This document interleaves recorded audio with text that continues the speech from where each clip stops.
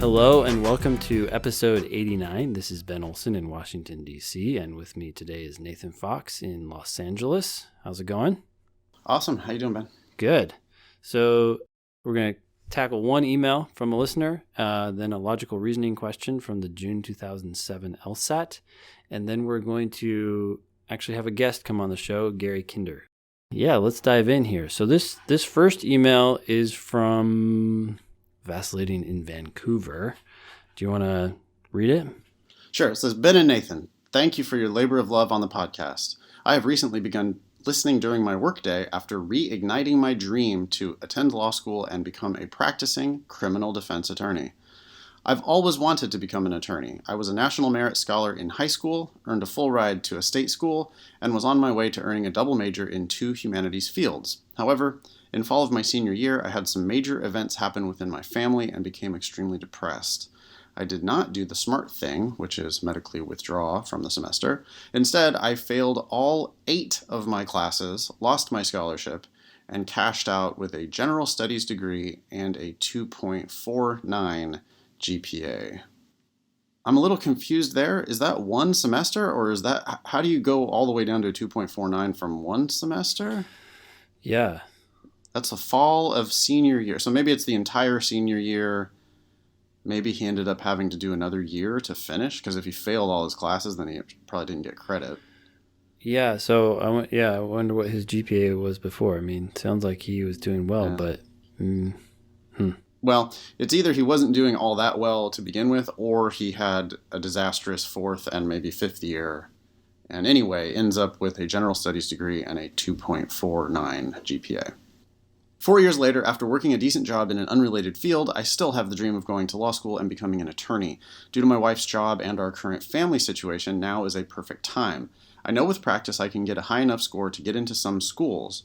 I took the regular SAT cold without studying and got a perfect score on the reading and writing sections. I'm confident after intake tests I can get my LSAT above 170, maybe even 175 by September.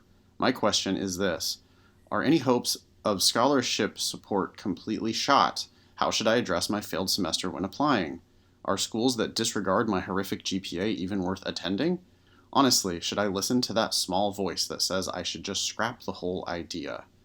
Please be brutally honest with your answer. Thanks for all the work you do to help us out. Please don't use my real name. So he's got Vacillating in Vancouver here. I liked these questions. You know, I wanted to talk about this email first because it reminds me so much of me. I didn't have depression or have any events happen. I was just lazy and a horrible student. But I was a National Merit Scholar, and I did also kill the SAT with 0 prep, especially the verbal sections, the reading, writing sections of the SAT. I killed with no preparation whatsoever. Literally no preparation. In my town, we didn't prep for the SAT at all. So, his application is going to look a lot like my application. I had a 2.54 GPA. He's got a 2.49. Yeah. And I had a 179 LSAT, and it sounds like he can get a 170 something. So, I wanted to say, and I went to a good but not great school. I got into Hastings, which was ranked 40th or something like that when I was there, and stupidly paid full price. I should have not paid full price for law school at that kind of a school. I should definitely have gotten a scholarship and gone somewhere a little bit lower. But I was applying at a time when way more people were applying. In 2008, it was like kind of happening in law school, and there were lots of applications coming in, and I was still able to get in to Hastings, and I was able to get scholarships to USF Golden Gate. I stupidly turned them down, but I had scholarships on the table. Yeah. So I wanted to give him a little bit of encouragement there. I mean, because nowadays it's easier to get in. So if he gets a really elite LSAT score, if he can get the 175, I think he absolutely is going to get into some surprisingly good schools with those numbers. Yeah. And then the thing that I didn't even do at all, because I was such an idiot when I was applying to law school, I didn't even write an addendum to explain my grades. And, and I was like 30 something years old applying to school. And I had an MBA and a master's in journalism at the time too. I could have easily, well, not, it's not like I'm going to explain it away entirely, but I could have certainly written a paragraph or two pointing the committee's attention to anything other than my 2.5 GPA, right? I could have just said, hey, I was, fish out of water when I was in an undergrad. I'm from a very small town. I'm the first person in my family to go to college. I didn't really have a lot of good counseling. I worked my way through school, and I just, I was the first in my family to go to college. I never even contemplated grad school until I was 30 years old. And so I think my current situation is a lot more reflective of my academic ability than these grades I got when I was 21. Yeah. So, who knows whether that would really carry a lot of weight, but I certainly should have at least made that case. And here with vacillating, it seems like he's got these events, whatever these events were. I mean, I think he needs to say something about what those events were. And I think he needs to say he should have medically withdrawn and explain it a little bit, like in a sentence or two. But I do think that's going to help, don't you? Yeah, for sure. You have to at least give some context.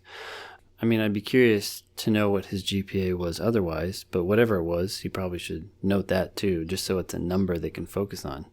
I mean, you have to say what it is. It was before this happened, I had this GPA, which doesn't necessarily mean that would have continued even if you hadn't have gotten depressed, but that doesn't matter. You're just telling them the facts, and they can do with them what they want. But at least it gives them another number to think about.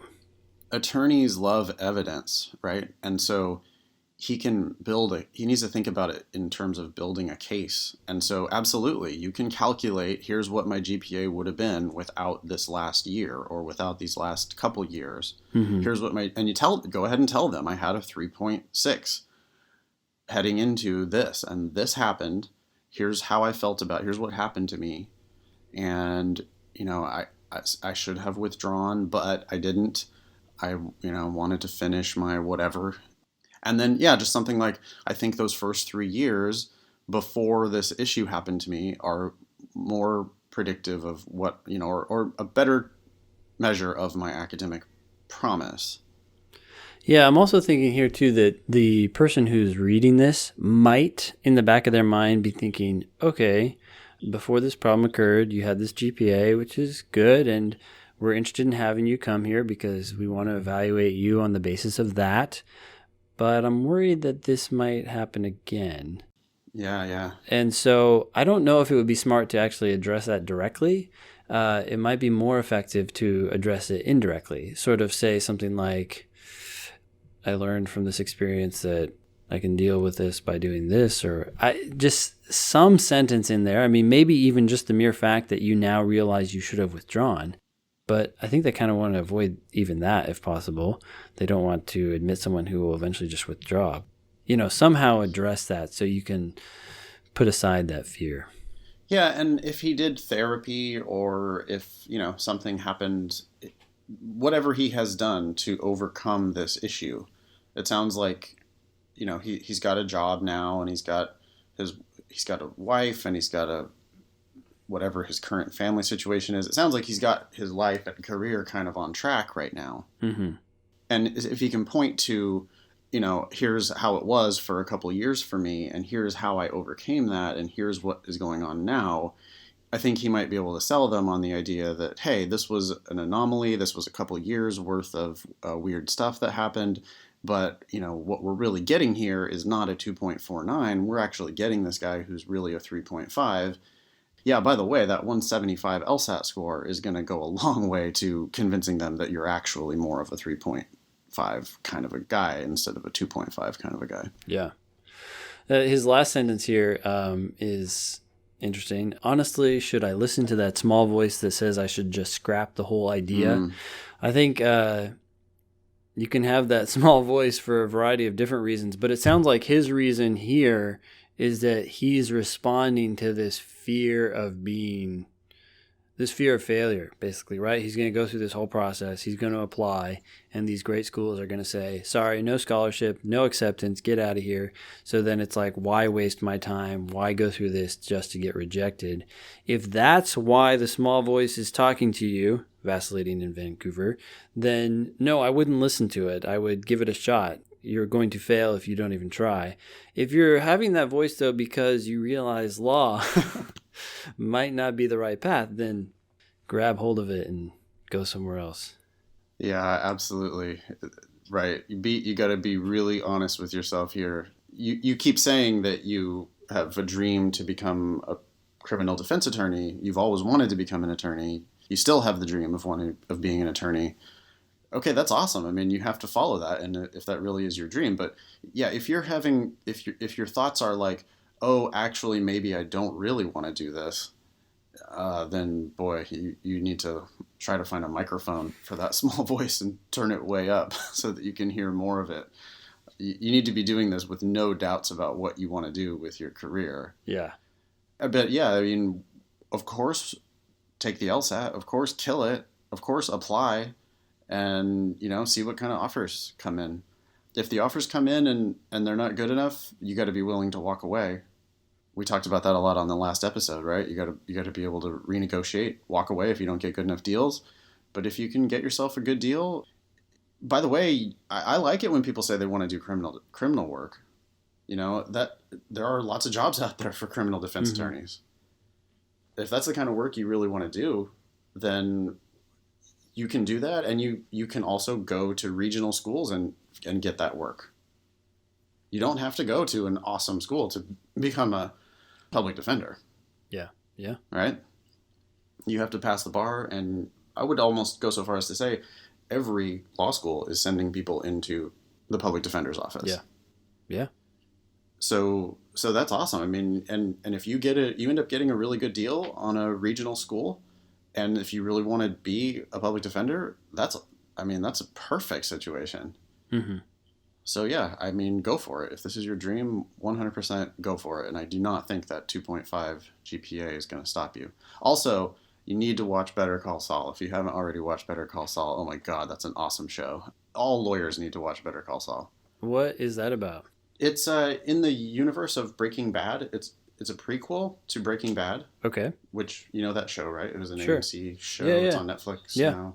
It's one of the best shows ever made. Better Call Saul might be better than Breaking Bad. That's like sacrilege to a lot of people, but I'm halfway through. Season 2 just came out on Netflix. I just rewatched season 1 on Netflix, and I'm halfway through season 2 now. And it's about a funny criminal defense attorney. It's Saul Goodman from the original Breaking Bad series, and it's a spin-off show about the origins of where Saul Goodman came from. And several of the other Breaking Bad characters. So it's just awesome. It's a great show. Cool. One thought I had is you were talking about his desire to become a criminal defense attorney. I just talked to someone yesterday who was listening. She just started listening to the podcast, and she said, everyone in my life is telling me not to go to law school. The people at work are telling me that. My family's telling me that. Some friends are telling me that. Former attorneys are telling me that. And then I listened to your podcast, and you guys are saying that. And she said, I just need a little hope here that this is the right decision. And I said, well, it might not be. But I was thinking about this. If you imagine yourself practicing law, and maybe that's hard for you to imagine. If it's hard for you to imagine, then you don't know enough about what you're going to be doing. But to the extent you can imagine yourself practicing law, if that itself seems intrinsically interesting or worth pursuing, I mean, it's not necessarily going to be fun all the time. No work ever is fun all the time. But if you imagine that, hey, this would be valuable or something you'd like to do, then it probably is the right path, and you should feel good about that and confident and move forward. But if you're doing it at all, and I think this is why a lot of people still go to law school, if you're doing it at all because in our society, for some reason, doctors and lawyers still have this like prestige about them that maybe draws us to the profession, then you definitely need to think again. Yeah. How much do you know about the actual work you're going to be doing? What kind of a lawyer are you actually going to be? the school you're thinking about going to, can it make you the kind of lawyer that you are actually wanting to be? Is this just a fantasy and you've seen a lawyer on TV and they look cool and you think that's why you're going, you think you're going to make a lot of money, that's why you're going, then yeah, absolutely don't do it. You're naive. You don't know what you're getting yourself into. But if you have some clue and you think that this school can actually get you where you want to go, then you have to go for it. Don't listen to your mom when your mom doesn't know anything about law school, or your dad doesn't know anything about law school. Just because your parents are proud of you, that's not a good reason to go to law school. But the flip side of that is if they're telling you not to go, you have to also ask whether they know what they're talking about. Do they know what you're getting? Do they have any idea? Why are they telling you not to go? People who haven't been to law school and don't practice law don't know shit about law school and practicing law. So you got to be really careful who you're listening to. Mom and dad proud of you, mm-hmm. or mom and dad just trying to talk you out of it. You have to ask whether they have any justification for the positions they're holding. Yeah. Well, cool. Anything else on this? No, I think this is good. Thanks a lot for writing. I'd love an update. I'm hoping vacillating is going to take the June LSAT. Yeah, maybe 6 months down the road we'll have an update here on this story, because I do think that the high LSAT, low GPA splitter is somebody who can get scholarships and can go on to a very successful legal career. Yeah. Great. Well, let's jump into a logical reasoning question from the June 2007 LSAT. Yes, absolutely. We're in section 3, and I believe we're on question 21. Okay, cool. Question 21. Here, I guess I'll go ahead and read it. This is, again, in section 3 of the June 2007 LSAT. You can just download that, pause the podcast here, and do it on your own, and then come back.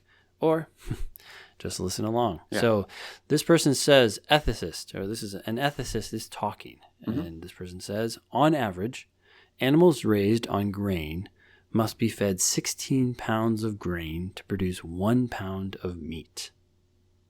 All right. Fact. I'm cool with that. You cool with that? I'm cool with that. Yeah. And I would already be, because this is an ethicist speaking, and because I've heard this argument I'm predicting, right? This is almost like the reading comprehension thing that we talk about of making predictions as you read. Mm-hmm. Do you kind of already have a sense of where they're going to go here? Yeah, it's probably going to be something like, this is not an efficient use of resources. That's my guess. Right, which we hear vegans, all the time, sounding superior, telling us that we shouldn't be for the if we want to save the planet and if we want to save all the starving people in the world, we have to ethically, this is an ethicist speaking, we have to stop eating meat because, hey, you could just be eating the grain instead of raising these animals and it's more efficient. That definitely, that's where I'm thinking this is going to go. Yep. Okay. Next sentence, a pound of meat is more nutritious for humans than a pound of grain. Ooh, okay. So that sounds like going in a different direction. Why meat is good. But what do we have here? It says, 16 pounds of grain could feed many more people than could a pound of meat. All right. So they made a concession and they said, look, it's still worse to eat meat. So it's like, of course, you'd rather have a pound of meat than a pound of grain. But it takes 16 pounds of grain to get that pound of meat, and 16 pounds of grain are going to feed a lot more people than this pound of meat. Yep. So he hasn't said it yet, right? There's no conclusion there yet, but I'm expecting the ethicist to say, hey, you have to stop eating meat. Stop today. Yeah. All right. With grain yields leveling off, large areas of farmland going out of production each year, and the population rapidly expanding, we must accept the fact that consumption of meat will soon be morally unacceptable. So this, that's the conclusion right there at the very end, right? We must accept the fact that consumption of meat will soon be morally unacceptable. This doesn't go as far as we predicted, right? This isn't the same as saying, therefore you shouldn't eat meat. It's just saying, it's going to become the case that eating meat is unacceptable, but what this ethicist thinks about that is less clear, and maybe this ethicist doesn't necessarily think that we shouldn't eat meat. It's just that that's what's going to become the norm or the belief, right? Sure. Yeah. I mean, if I had to guess, I think the ethicist wants us to stop eating meat. You're not going to say it's morally unacceptable if you don't probably think, therefore, you should stop. But the ethicist never presented a premise that says we are not allowed to do things that are morally unacceptable. So I'm open to the possibility that the more, because it's the LSAT, right? There's no standard of morality at all on the LSAT. Mm-hmm. So the ethicist could, in the very next sentence, say, of course, you're allowed to do anything, but you can do whatever you want, Yeah. No, I agree with you 100%. I would suspect the ethicist to think that this is wrong and would want to tell us not to do it. But I just do want to point out that it doesn't go that far. It's just talking about what the common beliefs will eventually become. Soon it will be morally unacceptable. Yep. Yeah. But it's bullshit anyway. Yeah. So what's wrong here? Well, I'm accepting the facts, but I can always think of ways around the facts that don't necessarily lead to the conclusion. So the conclusion here, we must accept the fact that consumption of meat will soon be morally unacceptable. No, I do not accept that conclusion. That is not a fact. That is your conclusion that you're reaching from these facts. Mm-hmm. Your facts, I believe you that it takes 16 pounds of grain to make a pound of meat. I believe you that 16 pounds of grain can feed more people than a pound of meat. I believe you that grain yields are leveling off. I believe you that large areas of farmland are going out of production every year, and I believe you that the population is rapidly expanding. I'm buying all of that evidence. I'm not arguing with any of that evidence. But I would say, yeah, but still. For example, what if we already have thousands of giant silos full of grain that spoil every year? What about that? Sure. Right? Because one, I think that is sort of reality of farming, at least in America. Mm-hmm. And two, even if that weren't reality, I'm saying if it were true, grain yields are leveling off. But what if they're leveling off at a level that would feed 100 times as many people as are already on the earth right now? Mm-hmm. It's true that large areas of farmland are going out of production, but maybe that's because we already grow way too much grain and we have way too much grain in storage. Yep. The population is rapidly expanding, but what if the population is rapidly expanding and is still nowhere near the amount of people we would need to run out of grain? Yeah. So those are all the places where I would probe. The ethicist never said we currently have a starvation problem. Yeah. So you're going after that assumption that even with all these apparent restrictions on farming and the increased demand from the rapidly expanding population, we still might not run into that supply-demand problem, right? Yeah. I'm thinking there's another problem here, and I agree with that 100%. I see another problem, and that is even if all of that is true and the assumption is true that we're going to run into a supply-demand problem. Yep. Does that necessarily mean that people will now start thinking that this thing is morally unacceptable? What if the rich people eat the meat and everyone else looks at them and thinks, wow, I wish I could be like them and eat meat?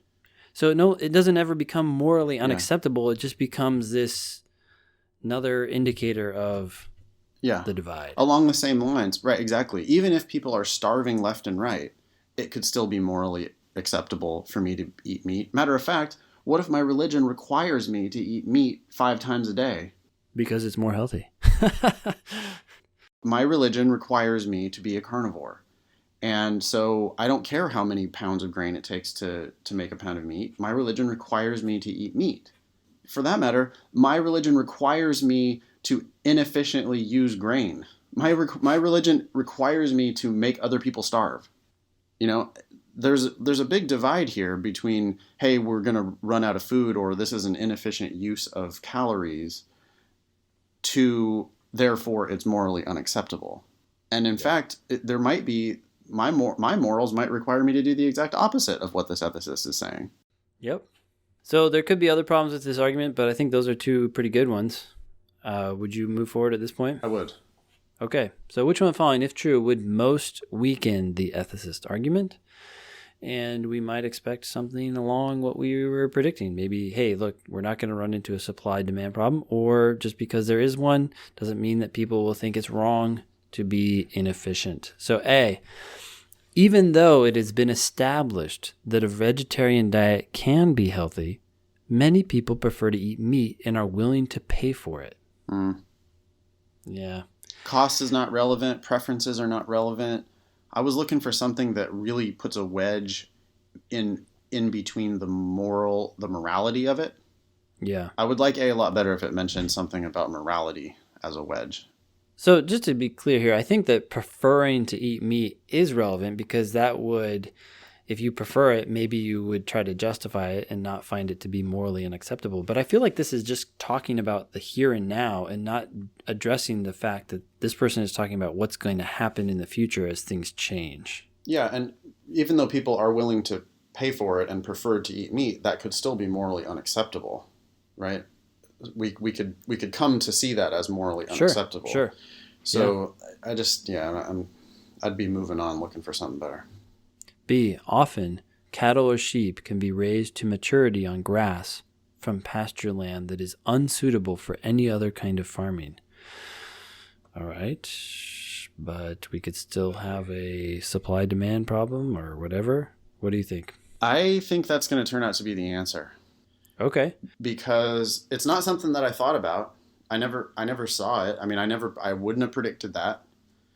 But here's my argument for it. Sure. Is that the whole argument was built on how much grain it takes to create meat. Mm-hmm. And B says, yeah, but wait a minute. We can sometimes get meat without using grain at all. I agree. This farmland would otherwise go wasted, right? Well, it says pasture land that is unsuitable for any other kind of farming. Yep, including grain. And now that I look back at the argument, the whole thing is about grain. And if we're raising them on pasture land that's just, I guess, grass, weeds, whatever, clover, that's not grain at all, B seems to be an alternate supply of meat. And I see that as a big wedge between this argument's facts and its conclusion. It's just, I can see this objection being like, yeah, I get it. I grant all your premises about grain and meat. Yeah, grain yields are leveling off. I know. Ooh, farmland's going out of production. I know. Ooh, but we can raise cattle on pasture land that is not suitable for any other kind of farming, which means that we cannot feed people grain off of this land. So why can't I grow cattle there and then kill them and eat them? Yeah. Okay. I'm cool with that. So we'll leave that open. Okay. Answer choice C. If a grain diet is supplemented with protein derived from non-animal sources, it can have nutritional value equivalent to that of a diet containing meat. This is not good. This helps the argument by giving people an alternative way to get their nutritious meal, supposedly. Yeah, strengthening. That's out. Yep. D. Although prime farmland near metropolitan areas is being lost rapidly to suburban development, we could reverse this trend by choosing to live in areas that are already urban. Wow. Okay, well, we could, but we don't have to, and we might not necessarily do that, and so that won't necessarily free up farmland. So I would say this is too weak and out.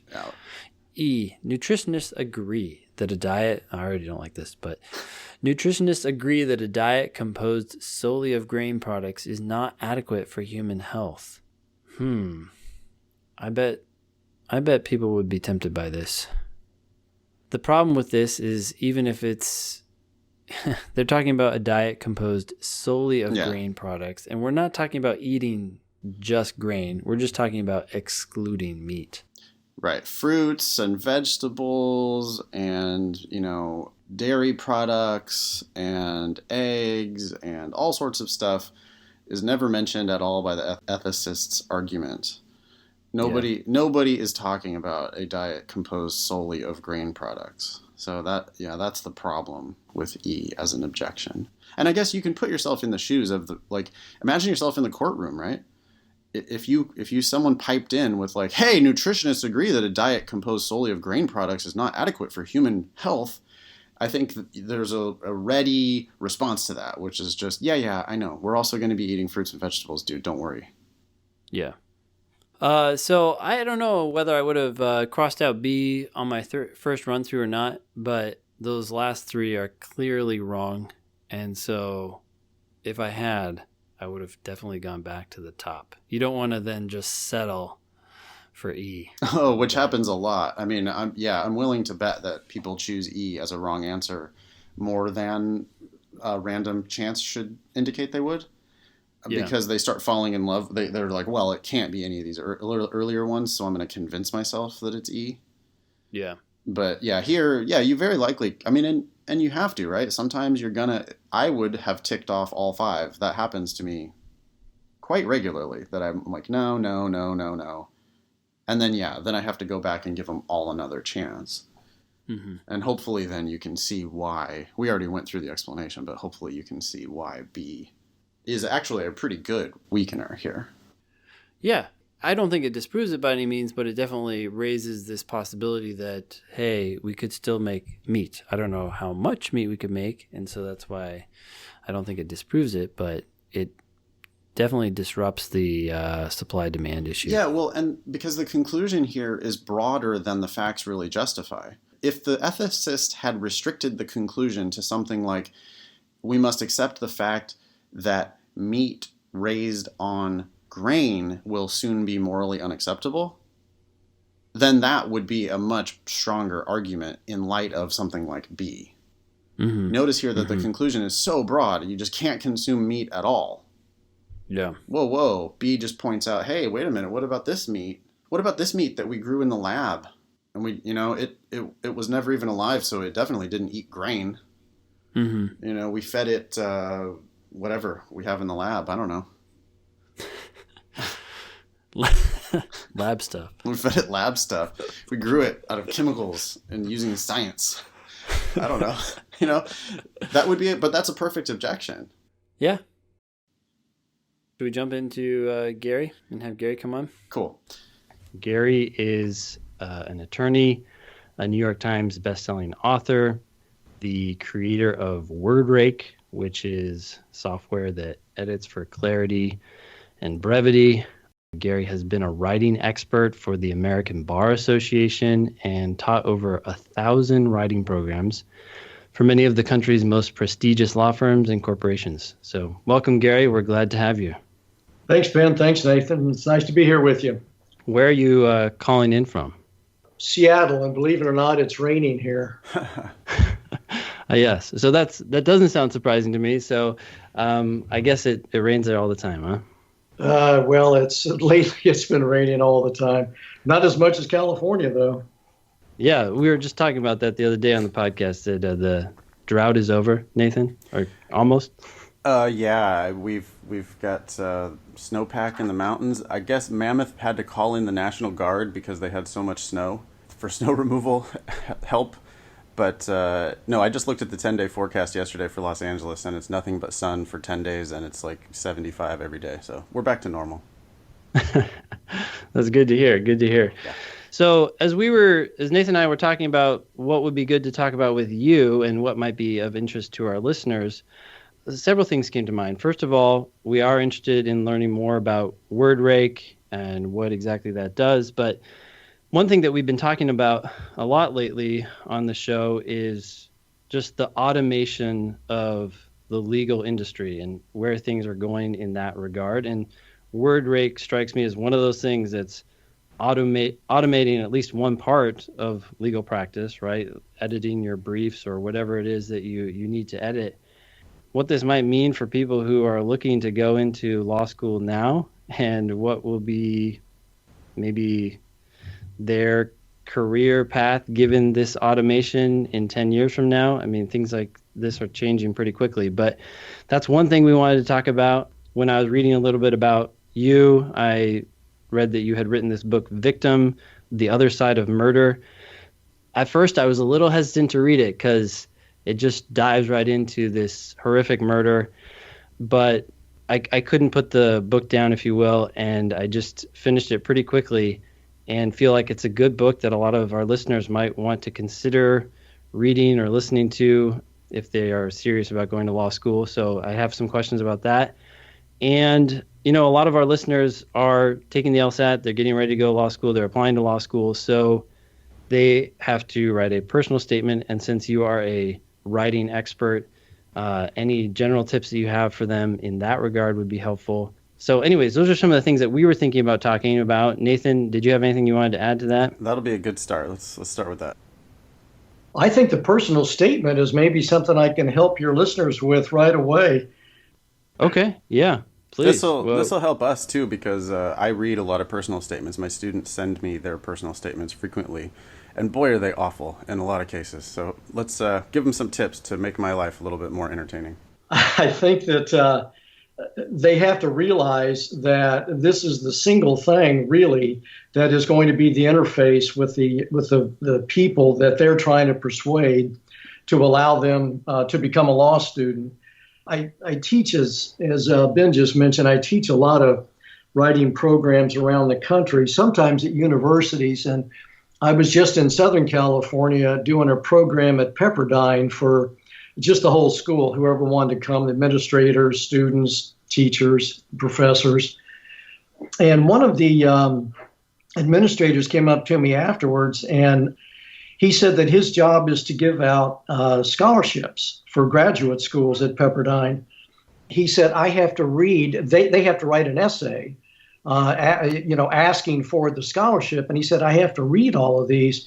And he said, they're atrocious. They want me to do them a favor, give them thousands, tens of thousands of dollars, and they can't even put sentences together. These are people who are either about to graduate or from college or have already graduated from college. And it really affected him. He said, I feel like I can't read any more of these because there are typos, grammatical slips. There's nonsense in them. There are sentence fragments.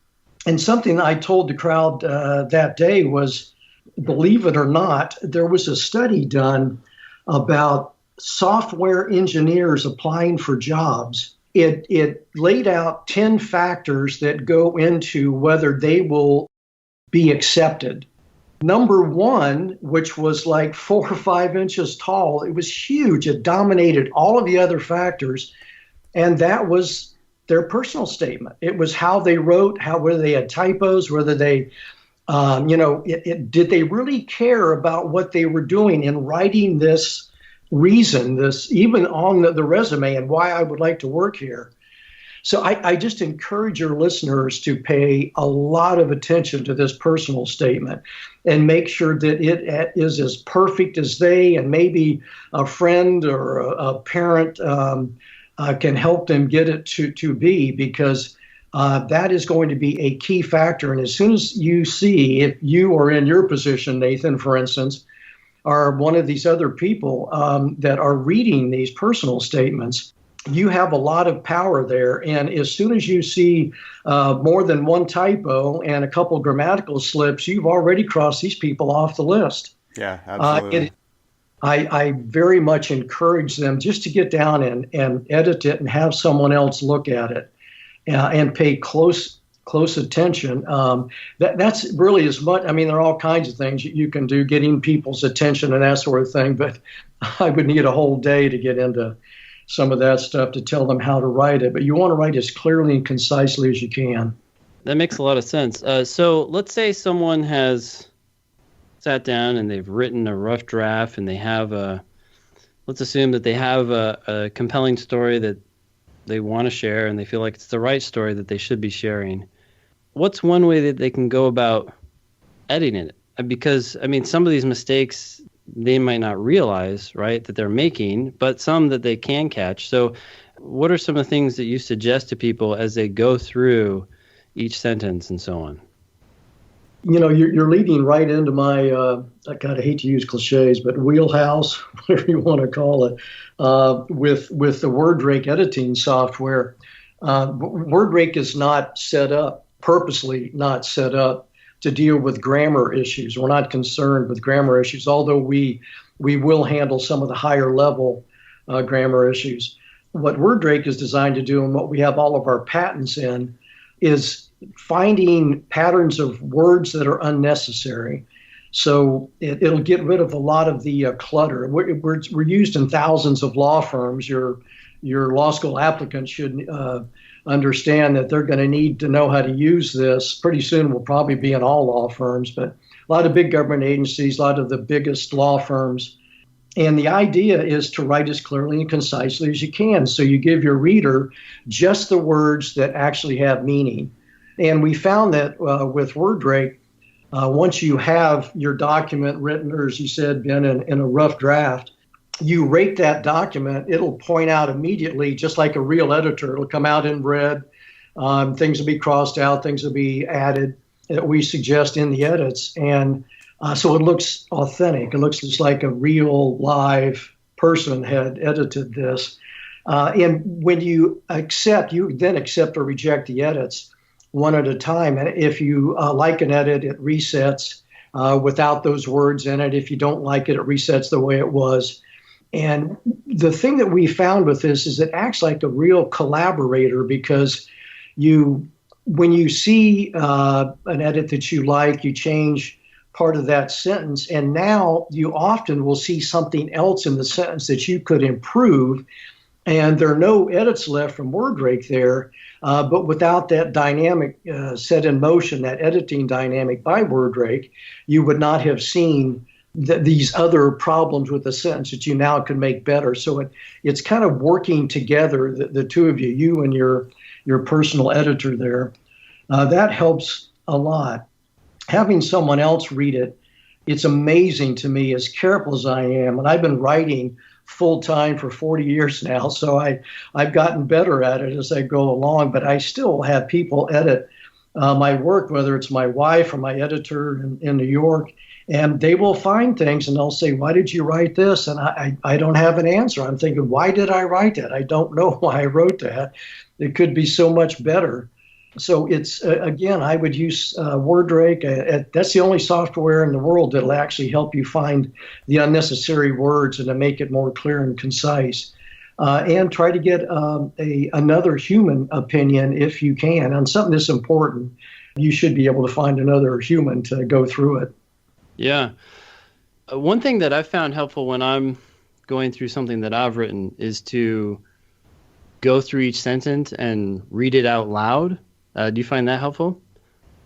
Sometimes, yes. That'll help you with the syntax. Syntax is the sound words make on paper. It's the rhythm we create with our words. And if the syntax is good, it has a certain rhythm to it that makes it easier for a reader, so it's more enjoyable to read it.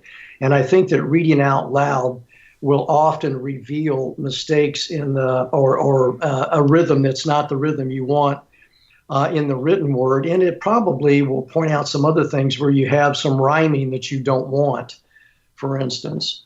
Mm-hmm. So that's with the draft completed. If someone's sitting down and trying to think about what to write about, do you have any suggestions for how to brainstorm ideas or to get the ball rolling? Yeah, that's an excellent question. Here are a few tips for that. This is getting over writer's block. I write writing tips every week, which we also make available at WordRake. First of all, you want to imagine, you don't want anything in front of you. I don't care if you're writing a brief, if you're writing a personal statement, you want to get everything off your desk. It's a nice clean desk and it's just you and this blank screen. Otherwise, the research just gets in the way of your thinking. You write everything from memory, at least the first 2 or 3 versions of it. And I would then imagine a conversation. The conversation would be between you and a real person in a real setting. Now, it takes place in your imagination, but you have to imagine a real person in a real setting. And it could be having a glass of wine after work. It could be just having a beer with a friend and just talking. It could be going for a walk with somebody. But you just have to imagine, literally imagine that situation. And the last thing that person has said to you is, tell me about it.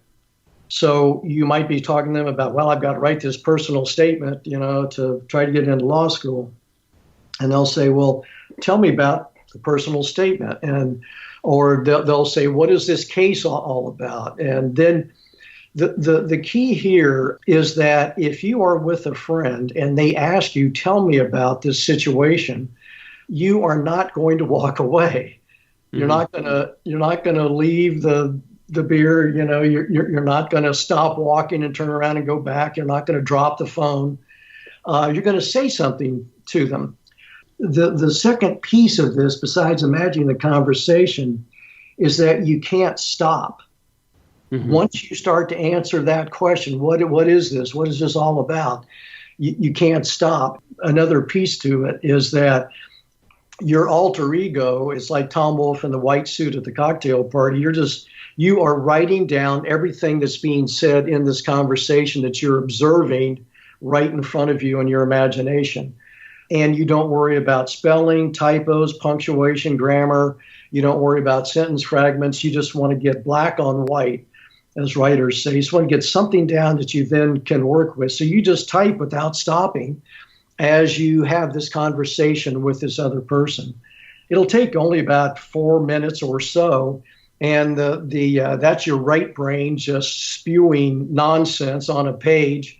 It'll give out after around 4 minutes or so, and you'll have a mess on a piece of paper, but that is a terrific start. Then you allow the left brain to come in and organize some sort of logical order. And that is the starting into the second draft. And it all starts to fall together really quickly if you have that original conversation and answer the question, what is this all about? Yeah. No, that's a really good thought. I think making it a concrete setting is something I hadn't thought about before. So it's not just imagining talking to someone else. You're imagining talking to someone else in a particular setting that makes it even more real, I guess. Yeah. I think it is. And there's that urgency. If you really do imagine it and sort of play the game, if you will, there's that urgency and the necessity of answering that question. You can't drop the phone or just walk away. Yeah. I am curious to hear what Nathan has to say about some of the negative things that he's read in his personal statements. One thing that comes out to me whenever I'm reading personal statements, I feel like a lot of times I'm reading through them and the person is giving a lot of background information or extraneous information, and I honestly want to just say to them, cut this entire first paragraph, second paragraph, third paragraph, just get rid of this entire thing. And there's something you briefly mentioned in the fourth paragraph that seems promising, and I want you to unpack it. There seems to be this tendency to sort of, I guess, just give a really high-level overview of some of the thoughts that they have, as opposed to really diving into one idea and expanding on it in a way that the reader can really connect with, as opposed to sort of just summarizing their resume in a way.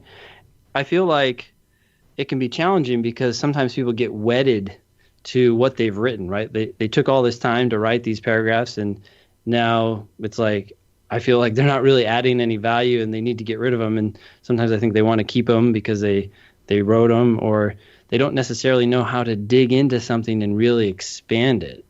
Do you have any advice for how to sort of dig into an idea or a story and add more meaning to that story? What kind of things should people talk about, I guess? I mean, maybe that's a hard question to answer. I'm not sure, but. No, Ben, it's a very easy question to answer, and it's a very perceptive observation. You said paragraph 4. I've always thought it was paragraph 5. Okay. And I'm thinking in terms of, like, you're writing what we used to call them queries. I guess they could still be called a query, but you want a magazine to publish it, whether it's online or hard copy. And we used to write queries, and they would have to be one page. I started to see this pattern in me. I had to unpack everything at the very beginning, not unpack, but load in all of this overview stuff first before I got down to what was serious. I always started to get into something good about the 5th paragraph, and you got to get to the immediate right now, and then you can go back and fill in as you need to. And that's why I think in these personal statements, I would start off with, The most frightening experience I've ever had was one day when I was hiking it, and all of a sudden, you are telling a story. You're not just talking about things that you have that you've accomplished. You're actually telling a story that reveals something about you that's very personal, and that would draw. You guys can tell me if you think that openings like that would draw you into the personal statement, but I would open with something like that, or I was so embarrassed one day when something like that that's more immediate, and then you can drop back and tell a little more of the things that the person's going to need to know about why you want to go to law school here.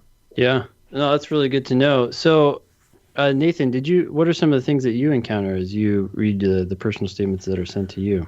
Yeah, I mean, on that last point, I think you're both totally right. People do way too much introduction and not enough just storytelling. There's that fundamental principle of storytelling. I think if you've never read it, we should dig it up and post it. There's an article about Pixar's fundamentals of storytelling.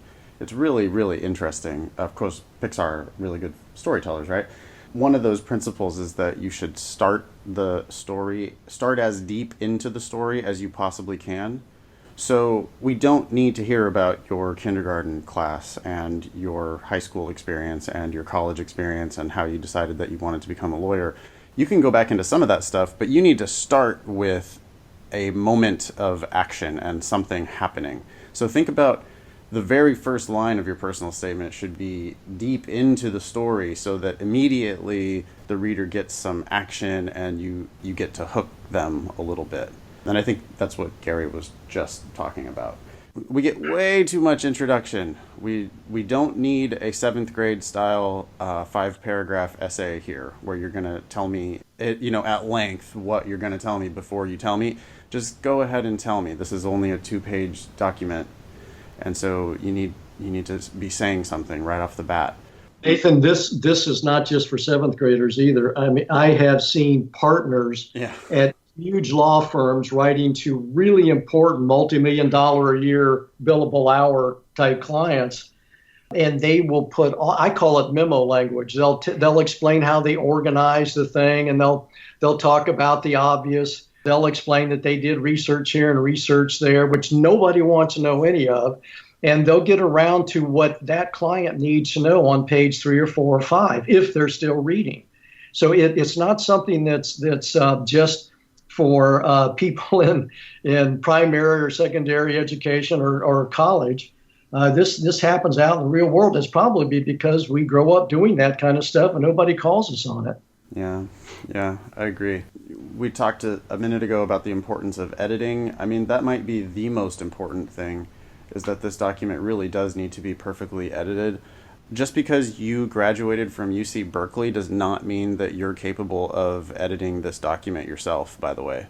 I don't know, I'm an old man, I guess, but I'm very disappointed by the writing that I see coming out of universities these days, and even the top schools. People send me documents that I can't believe that came out of UC Berkeley. It's shocking. It's I don't know if it's because the students just aren't taking enough time with the document. They're not reading it and rereading it and re-editing it. They don't understand how editing actually works. I don't know if they have too high of an estimation of their own abilities. I spent 2 hours on this, so of course it must be perfect now. But I'll read 2 sentences and I will already be judging you based on the quality of your writing. Gary mentioned syntax, the sound of words. That's one thing that I think is really missing from people's writing, is that they read it and they don't understand that it's supposed to sound like someone is speaking. We're supposed to be having a conversation. I want to be able to hear the author's voice when I read this document. And people write things, bizarrely, they write things in a way that they would never, ever say them out loud. So I really like that idea of reading the document out loud and just listening to the way it sounds. Ben, you mentioned unintentional rhyming. That happens. I think similarly, you'll have unintentional alliteration. People will have unintentional, for sure, they repeat words way too often.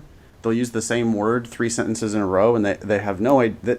You would never do that in conversation, because it would sound stupid. So you would you would pick a different word if you were thinking about it. Yeah, I think lack of attention, really just people aren't trying hard enough, I think is a major problem. As you were talking, Nathan, I started to think about, and I probably shouldn't be saying this, so I'll be curious to see what you think, Gary, but because I'm not a practicing attorney, but my sense is that when you're becoming an attorney, you're really becoming a highly paid professional writer. And sometimes I don't think people necessarily see it that way. Maybe they see themselves as an advocate or whatever else they kind of imagine in their mind about the practice of law. But I think the vast majority of practicing attorneys are essentially highly paid writers who have to be very good at their craft because they're using the written word to persuade people or whatever. And that's one reason why I think law schools should legitimately put a lot of weight on this personal statement. I think they're just doing it because it's something to look at. It's something to evaluate someone on the basis of before you even maybe look at their resume or anything else. I don't know. Any thoughts on that, Gary, as someone who's becoming, for someone who's becoming an attorney down the road? Oh, yeah. Lawyers are the biggest group of professional writers in the world. And beyond that, more rides on their writing than anybody else is writing. You have millions, billions of dollars, people's lives, corporations' futures, and all of that is riding on the writing of the lawyers. And the better it is, the better they're going to be for their clients, and the more their clients are going to prevail. You can talk to judges about that. One thing, too, that's related to this, it goes back to something Nathan said. Let's just say that you finished law school, you passed the bar, and you're working for one of the big law firms, and you have to write something. At that stage, your first year, you're going to be writing a memo to a partner that might be turned into a brief eventually.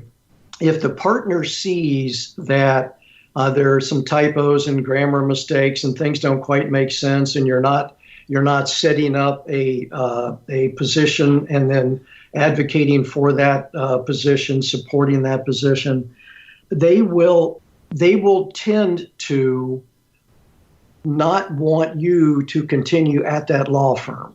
And that sounds pretty drastic, but a lot of my teaching is with first-year associates at these big firms. And so I see this a lot, and I talk to the partners and I talk to the associates. This is the key to it. A partner does not expect you to know everything about a law practice.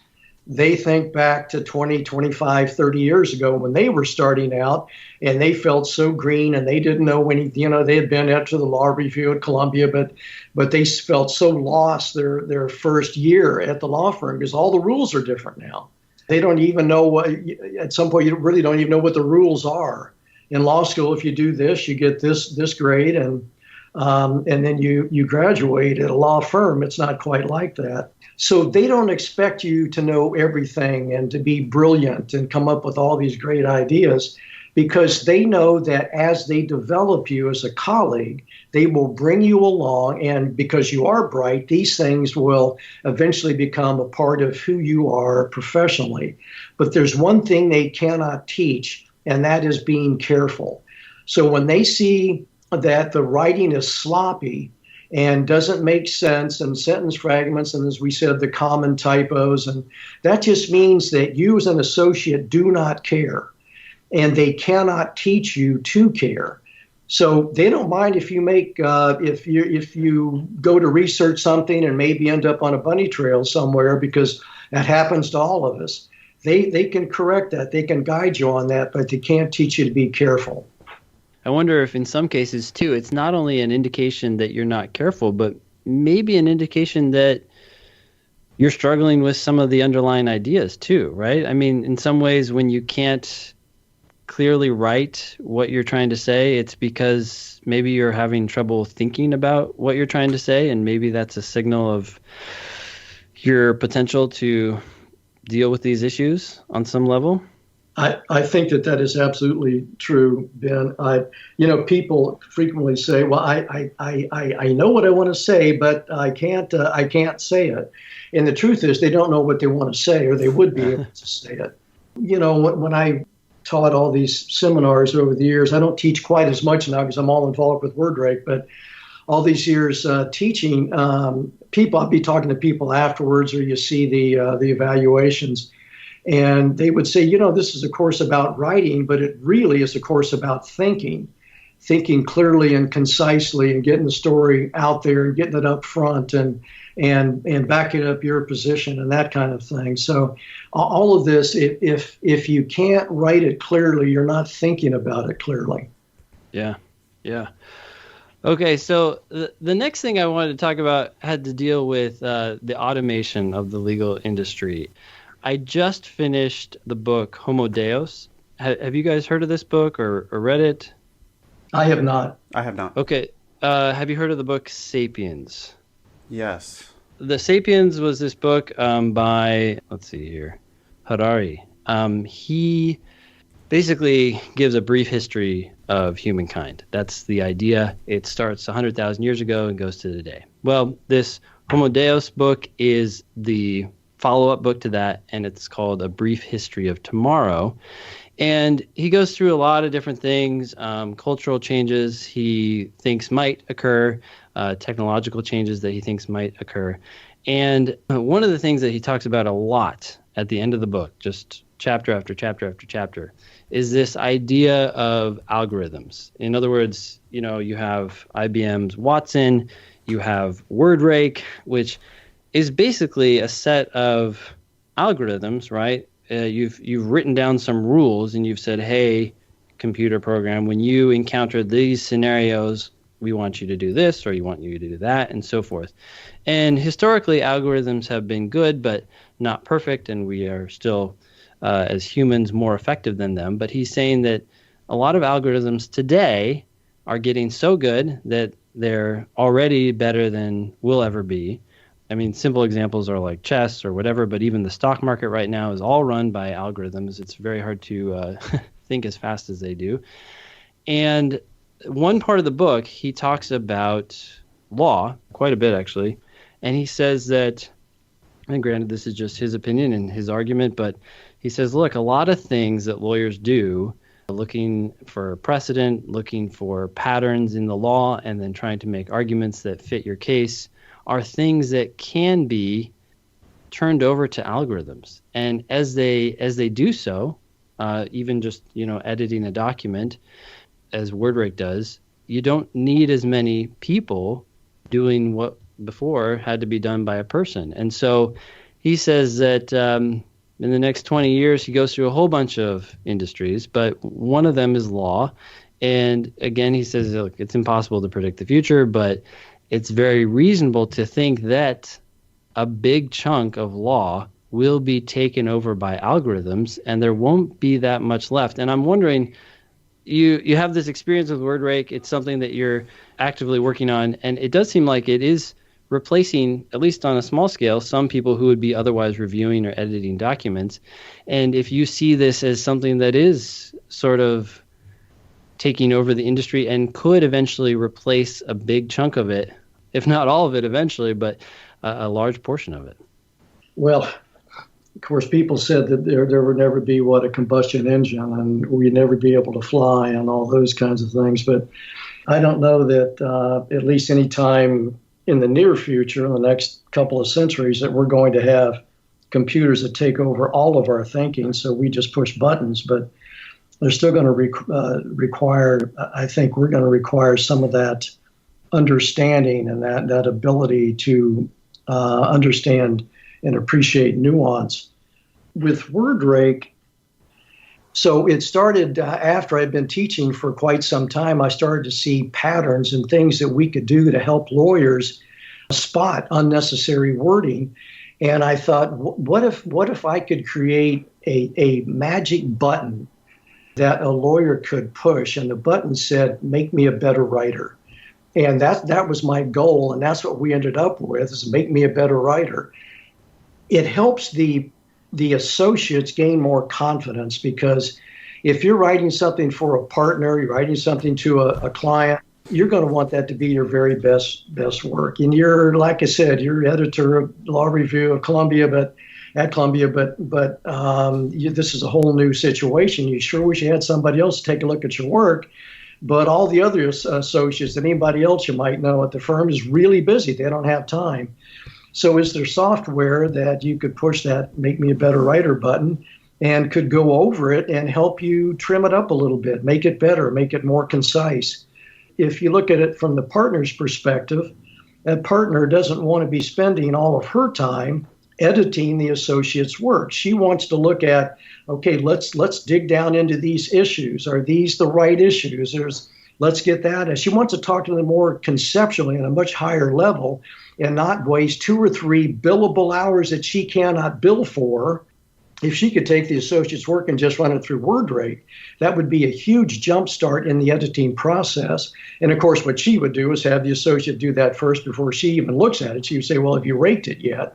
Because she's not going to have to wade through a lot of extra stuff. Yes, I think it saves people time. It's not going to replace the associates, not going to replace the partners. I know that a lot of clients are demanding that their law firms prove that they are being efficient with the client's money. What kind of productivity software do you, my big law firm I'm paying millions of dollars to every year, use to make sure that you're being efficient so you're not billing me for time when something is not being accomplished? And this is huge. And ask anybody in a law firm who's been there for a short while, and they will tell you that clients refuse to pay the bill unless they know what their money's being spent on. It's becoming necessary that not only are clients doing this, but now I know the American Bar Association and several state bars in their rules and regulations require all lawyers to be proficient. I think that's the word they use, proficient with new technology. And they have to show you can actually be sanctioned for not following this regulation where you have to keep up with software to make you more effective and more efficient. So, and there's so many things that can be automated. The editing is part of it. There's still things that, like I said, do we need to keep this issue? Well, WordRate is not going to decide whether you want to keep the issue. It's just going to help you decide which words you can get rid of in expressing the issues you decide to keep. Yeah. Leave it to lawyers to use a rule to try to make everyone go faster. That's right. Funny. I wonder, is there a software for blue booking, right? Like that's a pain. There is there's a software that I really like. It's kind of a complement to what WordRate does, but it's called, and I'll do so, put out a word for them. It's called Perfectit, Perfectit, perfectit.com.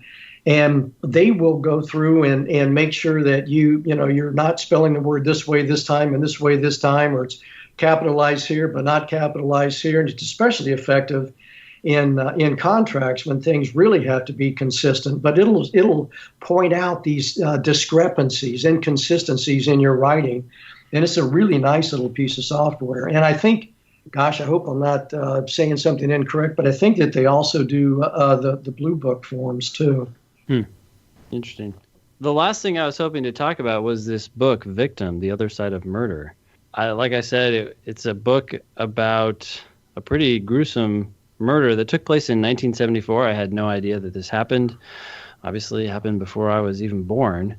But I felt like your book, which focused on the victims primarily, did an excellent job of just helping someone like me, someone who has never had any sort of experience remotely similar to that, and I assume most of our listeners and most people in general, kind of get into the mind of the victims and understand the pain and suffering that they went through, as well as the whole legal process. I mean, you talked about the Supreme Court and its role in this in this debacle, and the first responders and everything. If you don't mind just talking about it for a brief moment, telling our listeners what it was about, why you decided to write it, I think it's something I would strongly encourage people to read, just to get an introduction to law and what happens when really bad things happen. Well, thank you for that nice introduction on that, Ben. I don't know, honestly, if it's something I would suggest that people read to go into law. Okay. It's a crime, and I certainly cover some of the trial, the more salient and poignant parts of it. And the legal system is fascinating. Next week, I had some people call and they want to come out for an interview for a television series they're doing on true crime. And somehow this crime that occurred, what's that been, 30 something years ago, Yeah. 40 some, I'm losing track of time, 40 something years ago. They want to cover that crime. It was called the Hi-Fi murders, and that happened in Ogden, Utah. From the very beginning, there have been a lot of true crime books, just hundreds, thousands of them. When I came across this, I thought, to my knowledge, no one has ever written about the victim side of these crimes. We always read about the perpetrator and what they were like before they committed this heinous crime. And I thought that would be really interesting to go into this really tiny microcosm of our society and reveal that. What is it really like? I mean, it wasn't easy to approach the victims and say, hey, I'd like to hear about your tragedy. How'd you feel when you found out that? It doesn't quite work like that. It took me years to get close to them and to understand that the story is about a murder that takes place in the basement of the Ogden Hi-Fi shop. And eventually there were 5 people tied up in that basement. There were the 2 young people who worked there, a young girl and a young man who worked there. And then there was the father of the young man. And then there was a woman who was the mother of the central character, whose name is Courtney. And Courtney was about 16. He happened to be passing through the store and went right in the middle of the robbery at closing time. So there were 5 people tied up. They did some really ugly things. They thought that they could dispose of the witnesses instead of shooting them, because this was a downtown setting. So, and there were stores that shared common walls up and down this main street. And so they wanted to keep it quiet. So they had seen a Magnum Force, I think a Clint Eastwood movie. In the movie, this pimp disposes, if you will, of one of his hookers by forcing her to drink Drano. And, she dies in a couple seconds and that's it. Well, when you drink Drano, you don't die in a couple seconds. And it's an agonizing situation. But anyhow, the people didn't die. So in the basement right away. So they went around, one of the guys did, and shot everybody. Miraculously, the one father survived it. And then the young boy, Courtney, survived it.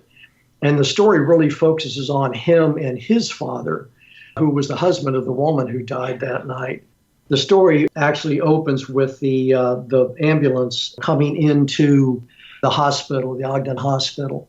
And we're, watching Courtney just hang in the balance, actually a good part of the book.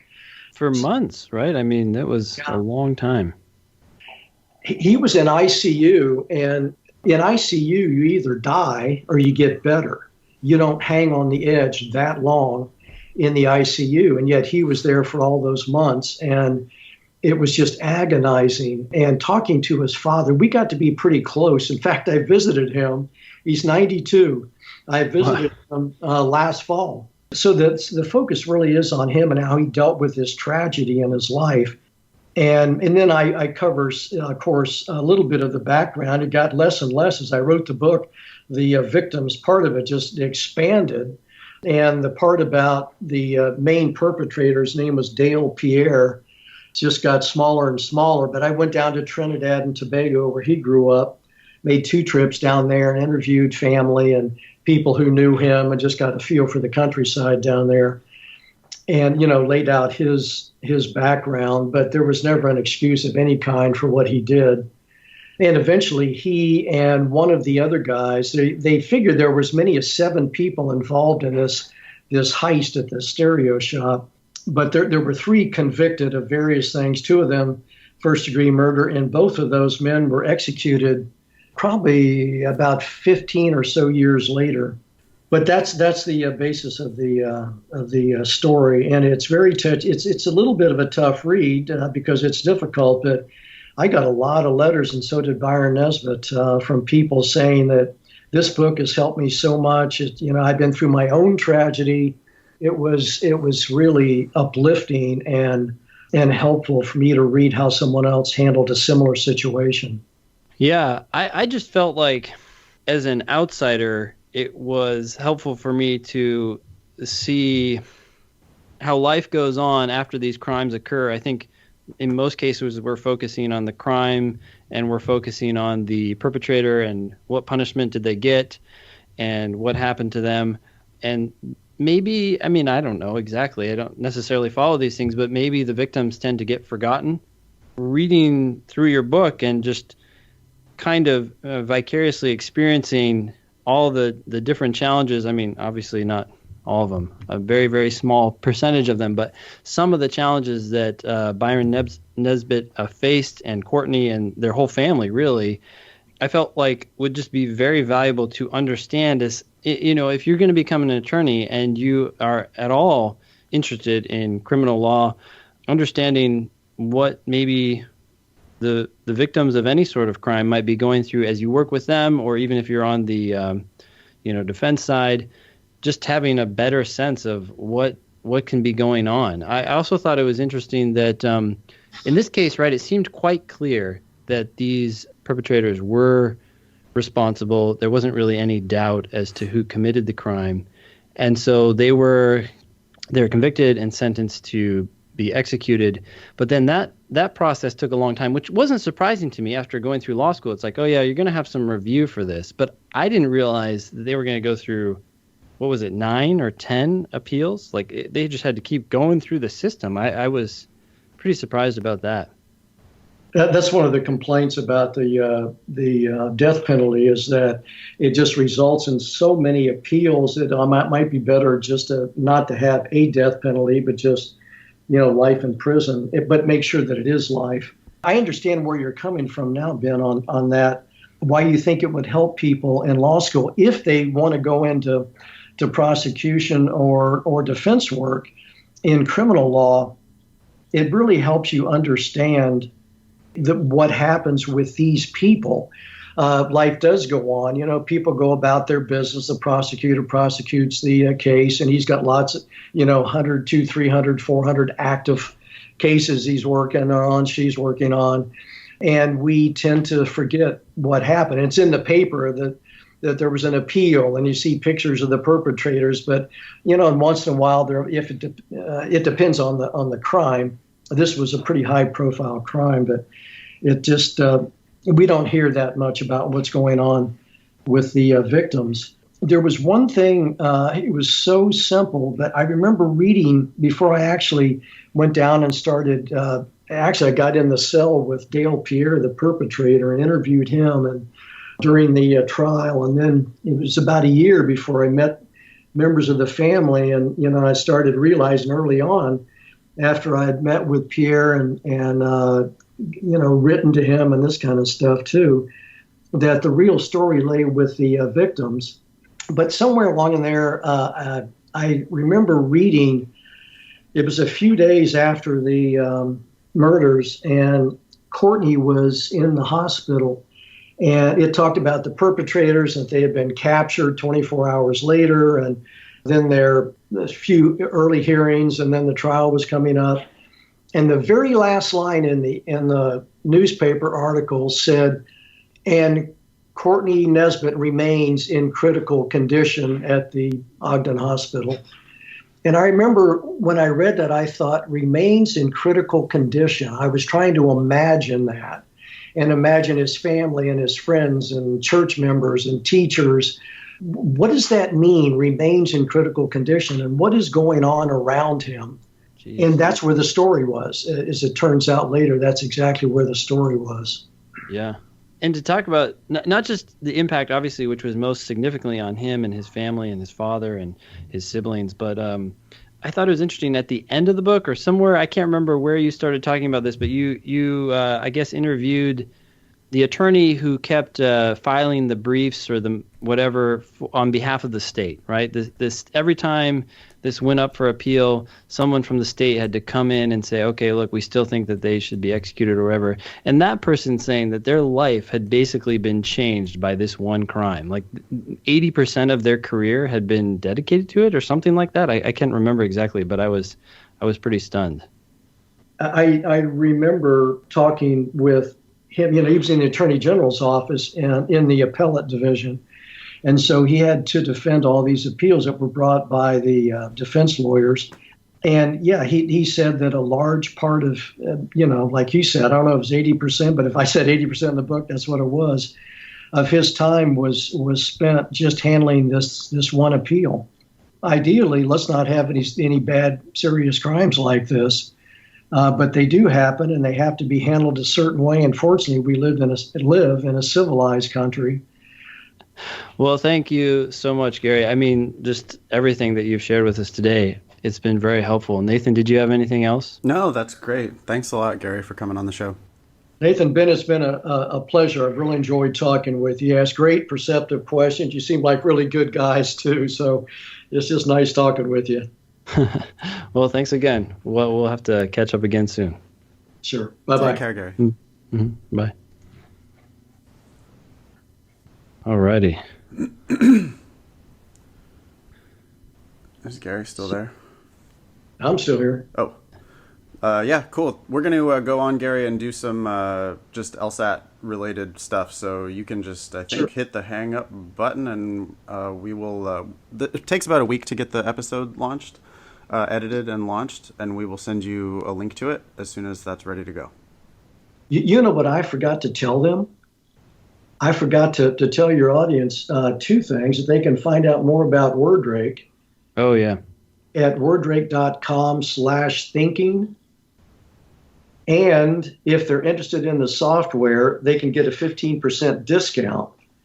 And the code is WordRake. Let me double check that. It's WordRake/thinking. I think that's right. Is that something you still can get out to them? Oh, yeah. We can just, we'll have our editor added in. So the best way for people to find out about WordRake is, what was it again? It was wordrake.com/thinking? Thinking, yeah, their show title, Thinking. And then the 15% discount is just the word thinking. Okay. And then if people want to contact you via email or anything else, how can they reach you? I'm Gary K.